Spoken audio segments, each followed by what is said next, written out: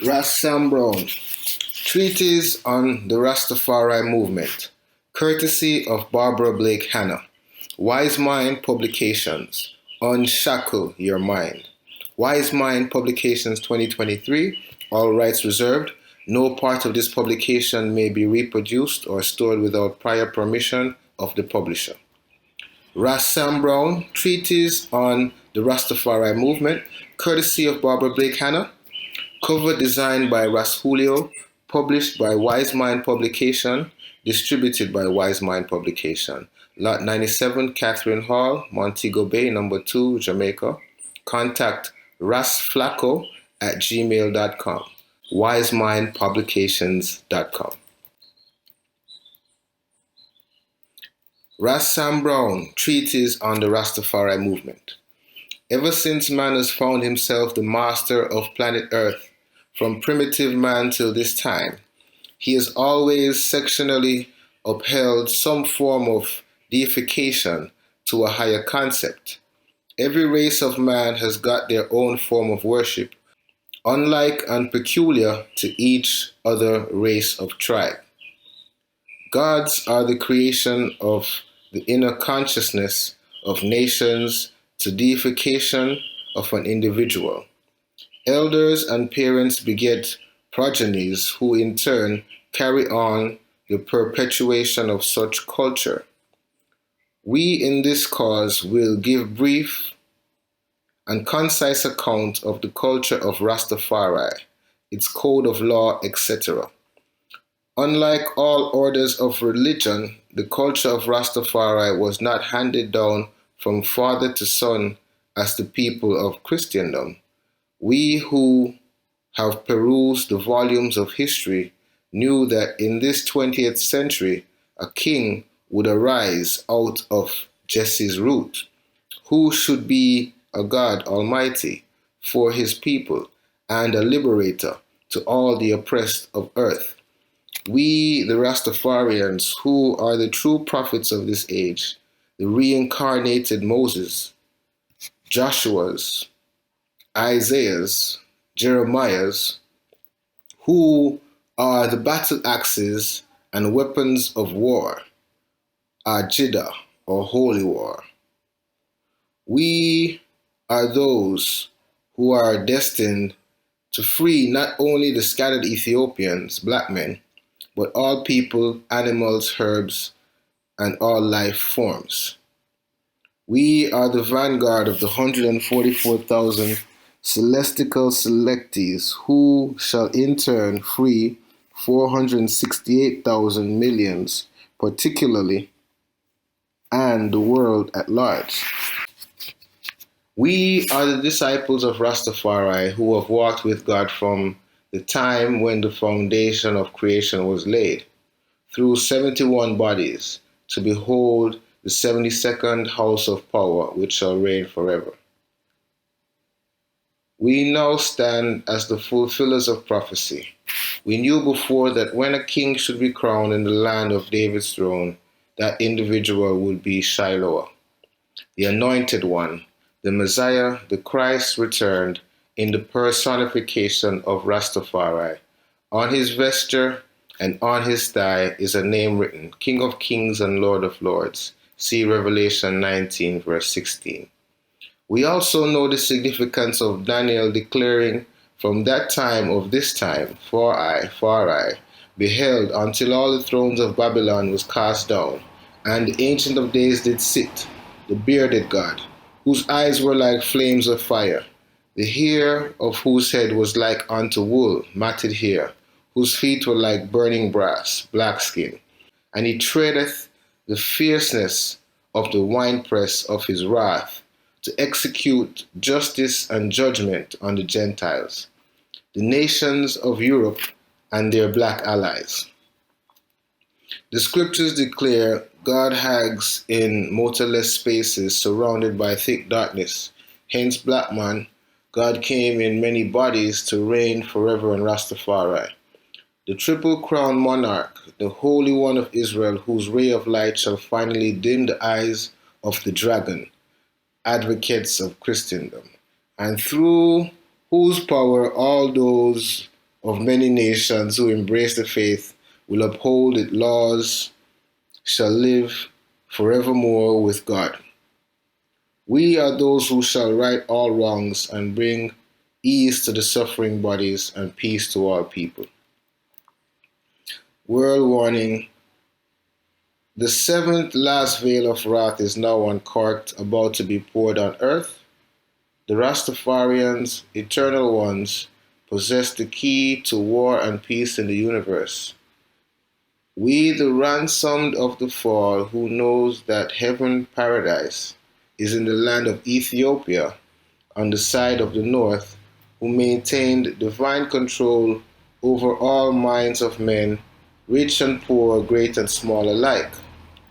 For they are those who pass through great tribulation in Jamaica by the name Rastafari, and in other lands by different names. They are those that shall not take the beast by force of armament. If you bow before force, God and history shall record your judgment. But while the world of nations struggle for power, the glut of power that men and nations seek is foreign to the policy of Rastafarians, who draw his reservoir of strength through faith and humility, who, through the fall of Zedekiah to this day, has struggled to maintain our culture and dynasty throughout the reign of every foreign foe.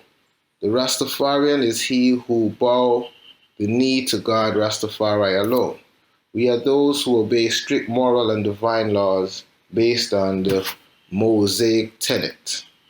Number 1, we strongly object to sharp implements used in the desecration of the figure of man, e.g., trimming, shaving, tattooing of the skin, cutting of the flesh. Number 2, we are basically vegetarians, making scant use of certain animal flesh, yet outlawing the use of swine flesh in any form, shellfishes, scaleless fishes, snails, etc. Number 3, we worship and observe no other God but Rastafari, outlawing all other forms of pagan worship, yet respecting all believers. Number 4, we love and respect the brotherhood of mankind, yet our first love is to the sons of Ham. Number 5, we disapprove and abhor utterly hate, jealousy, envy, deceit, guile, treachery, etc. Number 6, we do not agree to the pleasures of present-day society and its modern evils. Number 7, we are avowed to create a world order of one brotherhood. Number 8, our duty is to extend the hand of charity to any brothers in distress. Firstly, for he is of the Rastafari order. Secondly, to any human, animals, plants, etc. likewise. Number 9, we do adhere to the ancient laws of Ethiopia. Number 10, thou shalt give no thought to the aid, titles, and possessions that the enemy in his fear may seek to bestow on you. Resolution to your purpose is the love of Rastafari. Tribute to Brother Sam Livermore Brown by Susan Moss. Life works in a mysterious way. Although I only slightly know Sam Brown personally, I am among those who were the last to see him before he passed. He was attending the Rastafari International Conference, Trade Fair, and Cultural Expo in Barbados from August 17th to 27, 1998. During some meetings, Brother Sam Brown appeared excused as he sat slumped in his chair, with his head falling backwards while presenters talked. Suddenly, however, at unexpected moments, his voice would pierce through the discussion with a startling effect. His direct, uncensored opinions came straight from his heart, and he didn't seem to worry about people's reaction, though he might have realized the contents of what he said would in fact cause one's a reaction.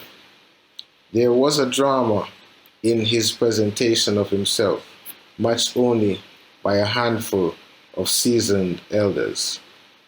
The first time I met Sam Brown was 4 years ago at Howard University in Washington, D.C., where a variety of were being screened by and for the D.C. groups of Rastas.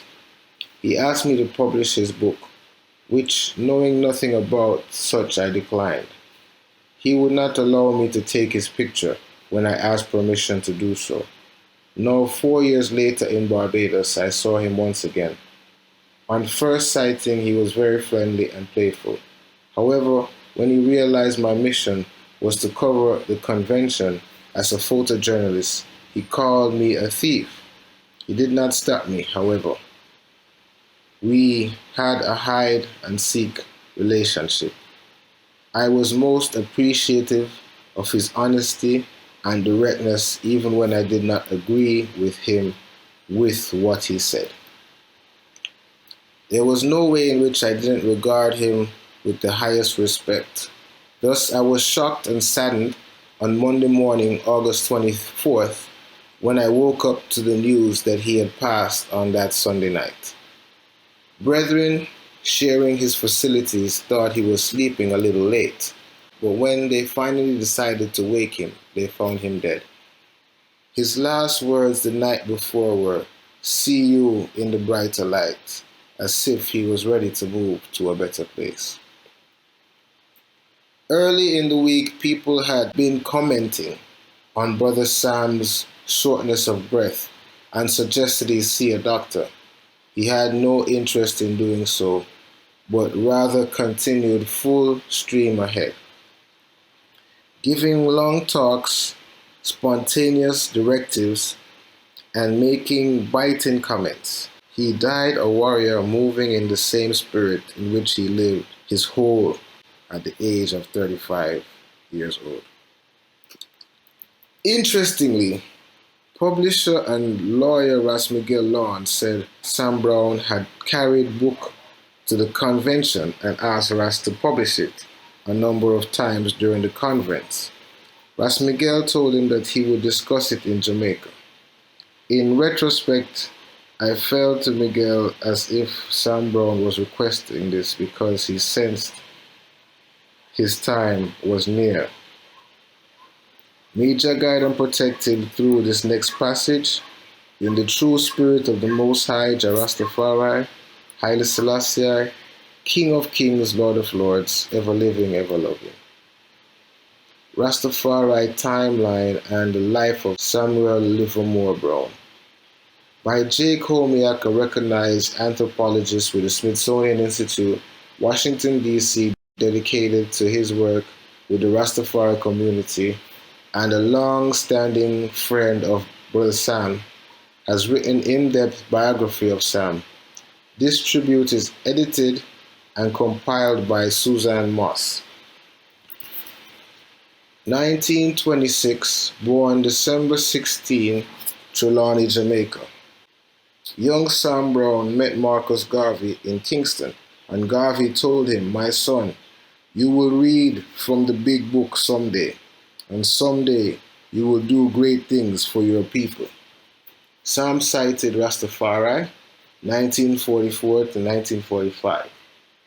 1950, Sam grounded among age mates, which included Ras Bonagees, Watu, Pa Shanti, Brother Eddie, Prince Emmanuel, Ras Derminite, Kurukong, and other members of the Youth Black Faith group of Rastafari. Sam keeps an early camp on Hope Street in Rosetown, Kingston, coordinates closely with other brethren such as Bongo Poro, Napier Philip, Panhandle Brother Arthur Bongo Bud, and others. Sam began his career as a painter, poet, and RAS statesman, and subsequently a number of his paintings were hung in the Institute of Jamaica. 1955, Sam Brown became the first president of Local 17 of the Ethiopian World Federation, the dreadlocks local of the EWF Inc. in Jamaica. May 7, 1957, Coronation Market riot led to wholesale attack on Rasta camps throughout West Kingston. Sam's camp was repeatedly targeted by raids and assaults by the police. June 18 to 19, 1960, the police raid Henry's camp in Red Hills and discover the murder of police infiltrator and a cache of weapons. Prime Minister Norman Manley issues an alert to the public to report any unusual movements you can see of Rastafari people wherever they are going, in ones, twos, or in groups. Early July 1960, amidst public hysteria, the demonization of the Rastafari movement, Ras Sam Brown and Mortimer Planner approached scholars at the University of the West Indies requesting that they intercede with the government to clarify the true aims, objectives, and nature of the Rastafari movement. On one occasion, Sam Brown receives Prime Minister Norman Manley to his camp and shows him the oppressive and degrading conditions under which the Estonian masses must live. August 2nd, 1960. The report on the Rastafari movement is submitted to Prime Minister Norman Manley, announces in the Gleaner and on the radio his decision to follow the recommendations of the report, one of which is to send a mission to Africa to explore avenues for repatriation. August 7th, 1960. Several hundred Rastafari led by Sam Brown assembled at the corner of Spanish Town Road and Chestnut Lane in Bakawal and break into chant, Africa yes, Jamaica no. A 9-man delegation is formed from the meeting, including Ras Bonages, Shedrack, Mortimer Planner, Ras Sonny Hills, Ras Fanton, and Prince Emmanuel, with Ras Sam Brown as spokesman. The delegation urges an official mission to Ethiopia and several other African states, which will have the authority to explore and make official recommendations with respect to repatriation. August 17th to 21, 1960. Sam Brown, Mortimer Planner, Ras Shadrach, Prince Emmanuel, and others have several meetings with Prime Minister Norman Manley. Sam Brown urges the government to send an official delegation of Rastafari to African states to explore avenues for repatriation, including Ethiopia, Liberia, Sierra Leone, Ghana, and Nigeria. October 1960, Ras Sam Brown became critical of the proposed mission when it became apparent that it would be given no official authority to negotiate with the African with respect to repatriation, and that will include other than Rastafari delegates. Ultimately, the only member of the original 9-man delegation to travel is Mortimer Planner. March 20, 1962. Under the banner of the People's Progressive Party, PPP, Ras Sam Brown makes an historic move of filing nomination papers for a seat in the Jamaican Parliament. Sam Brown became the first Rastafari brethren to contest for a seat in the Jamaican Parliament. Sam Brown's candidacy creates enormous contestation within the ranks of Rastafari, who are traditionally non-political. Ras Sam Brown, however, reasoned that you cannot lead the people unless you can feed the people. Sam Brown drafts the famous 21 Points campaign. 1966. Sam Brown, along with 12 other leading Rastafari, is decorated with a gold medal by Emperor Haile Selassie during his 3-day visit to Jamaica in April 1966. Others include Mortimer Planner, Douglas Mack, Fillmore Alvaranga, Ras Timothy Hill. 1966 to 67. In the aftermath of the Emperor's visit, Sam Brown's camp is raided several times. Ultimately, Sam is charged with felony treason for allegedly having a cache of dynamite and blasting cups in his gates. At one point, the police strafe his yard with gunfire and later flatten his habitation.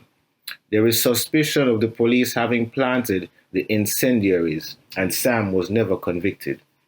1974. Sam Brown is among the Council of Theocracy elders who met with Prime Minister Michael Manley at Welcome Avenue to air grievances of the movement and negotiate with Manley's socialist government. 1975-76. Sam is seriously wounded by a gunman in West Kingston. The shot passes through his left lungs and nicks his heart. The attending doctor who examines the X-ray asserts that no man who is shot this high in the cardiac region could survive. Sam is discharged from the hospital within 36 hours. 1977. Sam is involved in a train crash where the car in which he is riding is struck at a crossing. 2 other Rastafari brethren die in the crash. 1978. Sam Brown artwork tours in Germany along with the work of other Rastafari artists. During the same year, Sam traveled to Rhodesia, later Zimbabwe. This began Sam Brown's career on many international trod. 1980. Sam travels to the United States and speaks at various universities, including Dartmouth University in Vermont. 1982.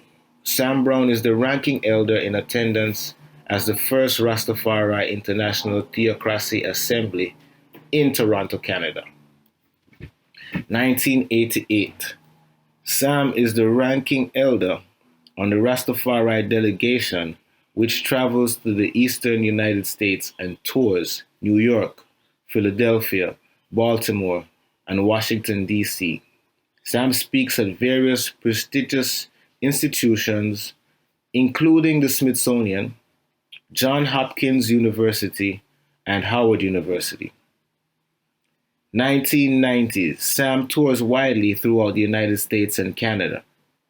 August 18, 1998. Sam Brown, the first Rastafari to run for political office, meets the Ferdinand Hines of Trinidad, a member of Trinidad Parliament, and the first Rastafari to successfully contest for office. August 23, 1998, St. John, Barbados. Ras Samuel Livermore Brown passes on the east coast of Barbados, the site in the Caribbean closest to Africa. During the 1980s, Sam Brown, with a handful of other elders, began to carry out their messages abroad into the heart of Babylon. This included trot to Canada, Zimbabwe, England, and various tours to the United States. In 1998, he served as the spokesperson for the first mission of Rastafari elders to trot abroad as an official delegation of the Divine Order of the House of the Nyabingi.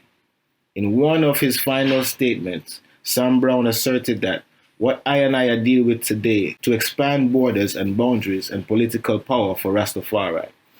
Iyah duty is to Rastasize the world, to wake up people and make them think in the naturalized and civilized way of humanity.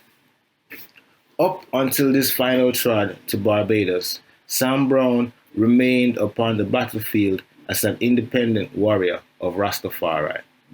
With the passing of Samuel Livermore Brown, the movement has lost one of the few remaining elders whose career spanned from the time of Marcus Garvey and the first preachers of the Rastafari faith to the present day of the internationalization of Rasta. May his name be called and his works live.